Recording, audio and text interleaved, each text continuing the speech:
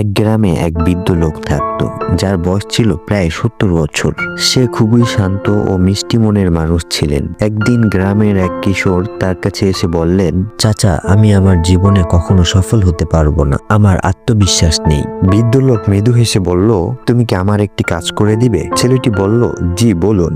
বৃদ্ধ লোক তাকে একটি বীজ দিল এবং বলল, এটি মাটিতে রোপণ করো এবং প্রতিদিন তার যত্ন নাও এবং ঠিক মতো পানি দিবে, আর 1 মাস পর আমাকে জানাবে। ছেলেটি বীজ রোপণ করলো এবং প্রতিদিন যত্ন নিতে লাগলো। মাস শেষ হওয়ার পর সে বৃদ্ধ লোকের কাছে এসে বলল, চাচা, আমি যত্ন নিয়েছি, কিন্তু এখনো এটি পরিপূর্ণ বড় হয়নি।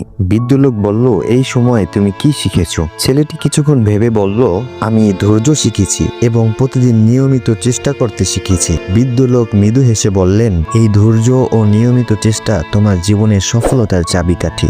গাছ যেমন সময় নিয়ে বড় হয়, তেমনি মানুষের সফল